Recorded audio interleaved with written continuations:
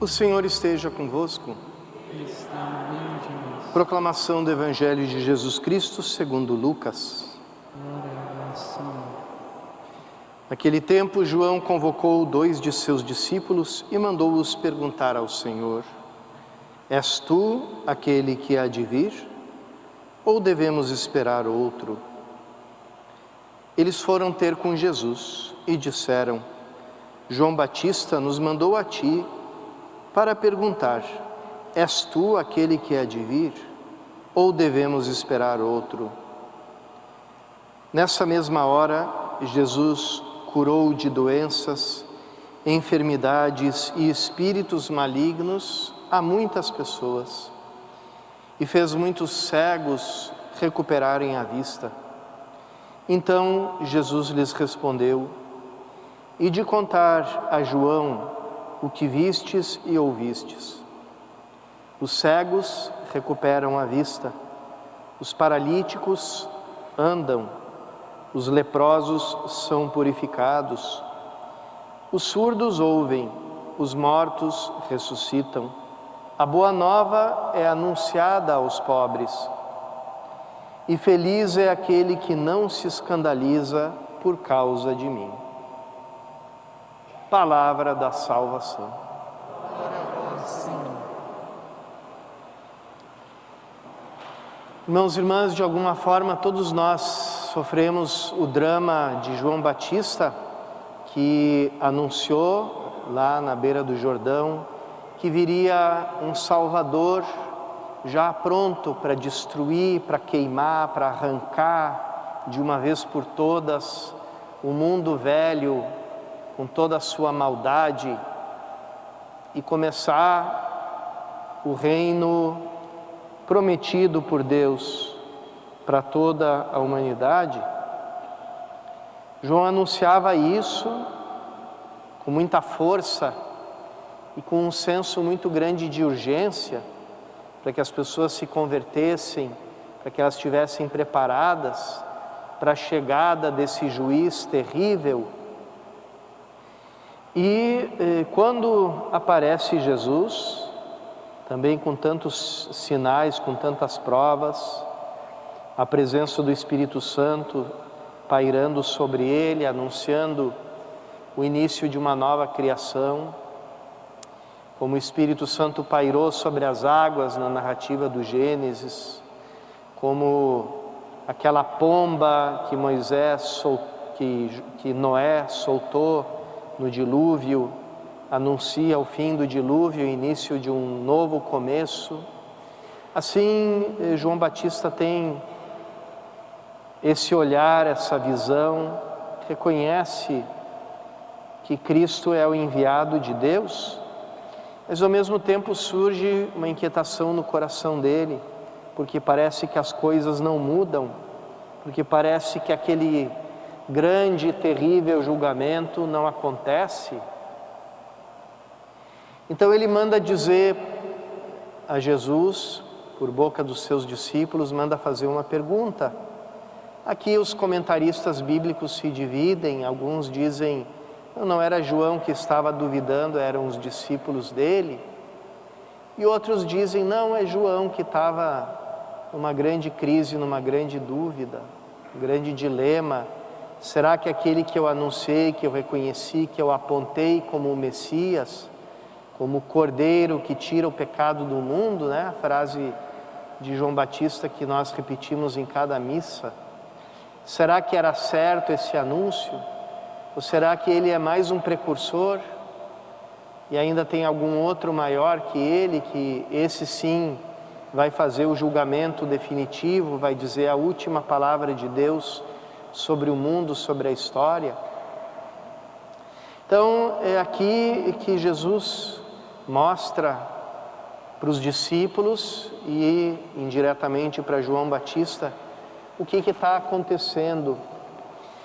João Batista pensa que primeiro é preciso eliminar, erradicar o mundo velho, com o seu pecado, com as suas trevas, com os seus erros, para depois construir ou se manifestar um mundo novo. E por isso, nas palavras de João Batista existe um senso de urgência tão grande e um julgamento tão claro do mundo, de todos. Mas quando chega Jesus, ele faz as coisas numa outra ordem. Ele primeiro começa a manifestar um mundo novo, de uma forma ainda escondida, de uma forma que é clara o suficiente para quem quer ver e também escura o suficiente para quem não quer ver.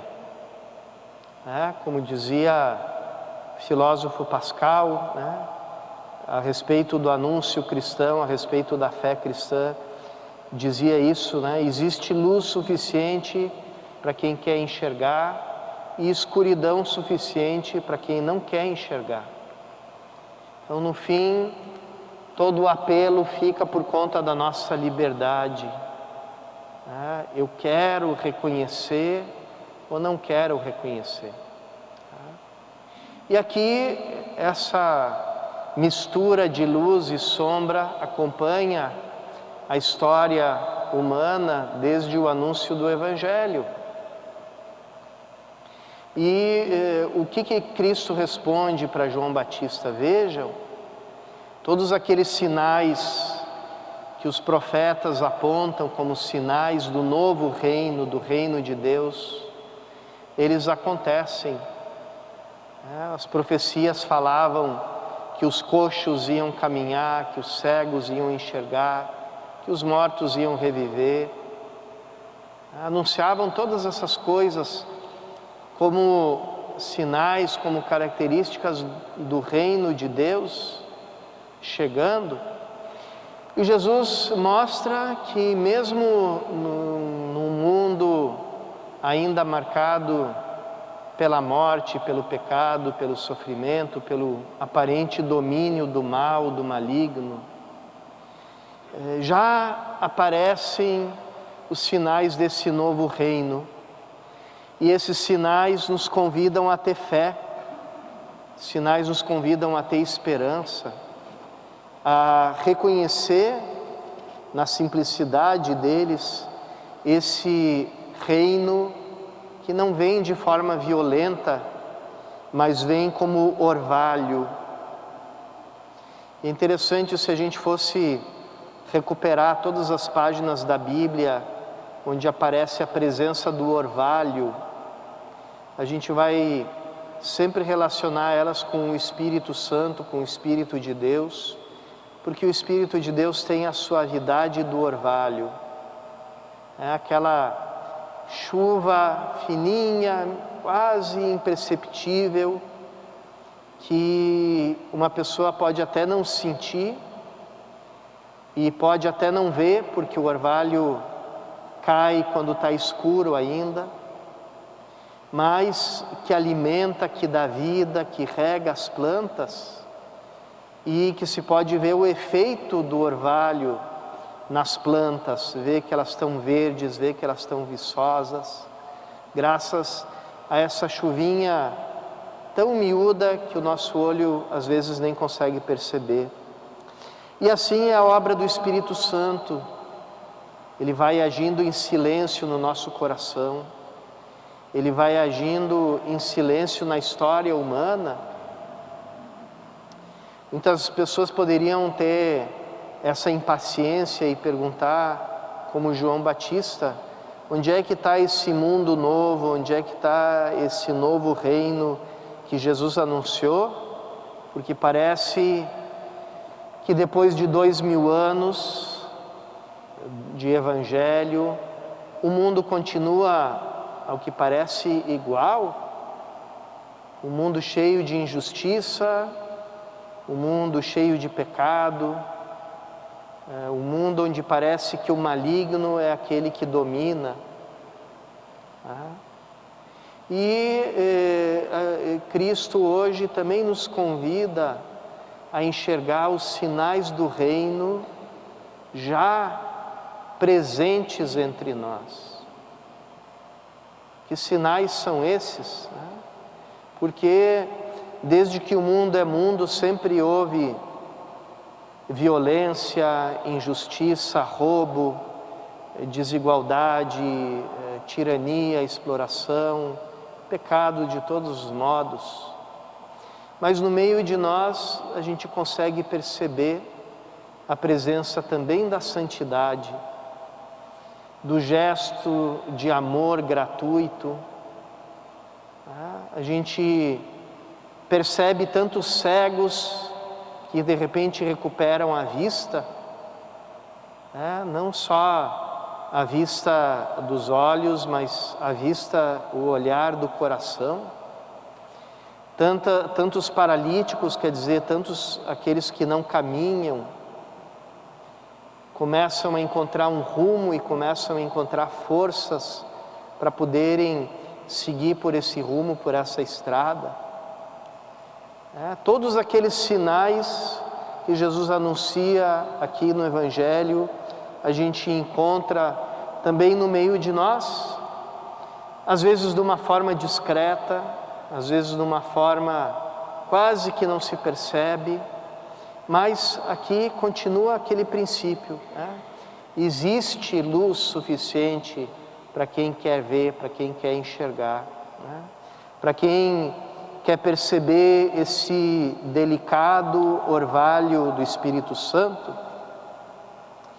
Esses tempos, vocês sabem que em todos os países, também no Brasil, a Santa Sé pediu que fossem feitas novas traduções do missal, que fossem mais fiéis às expressões originais em latim, E, se não me engano, foi na Itália, quando retraduziram, apareceu a palavra orvalho,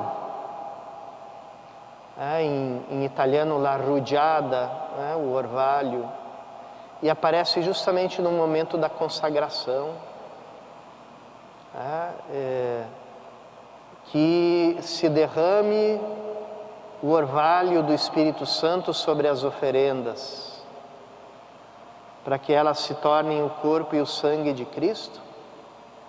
E o povo que não sabia, que não conhecia, ficou um pouco escandalizado com isso, disse assim: como assim aparece orvalho na fórmula da consagração?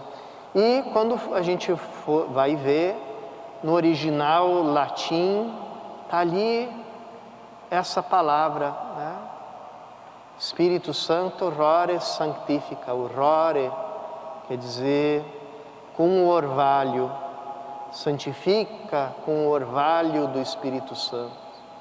Então, se a gente percebe a presença do Espírito que transforma todas as coisas, por meio do seu orvalho, que a gente não percebe, que a gente às vezes não pode ver com clareza, mas que a gente vê muito claramente os frutos, se nós estamos com o coração aberto para isso. E assim é a Eucaristia, a presença de Cristo entre nós. Ela é humilde, ela é discreta, ela vem como o orvalho, mas ela dá vida a todas as coisas. Ela nos ressuscita, ela nos dá uma vida nova, ela abre os nossos olhos, ela fortifica os nossos pés, ela nos ressuscita, nos dá uma nova vida. Vamos pedir ao Senhor nessa Eucaristia que Ele também, com o seu orvalho do seu Santo Espírito, abra os nossos olhos para a maravilha da fé e para que a gente veja já nesse mundo, com todos os seus dramas, com todas as suas dificuldades, as sementes e a presença do reino de Deus entre nós.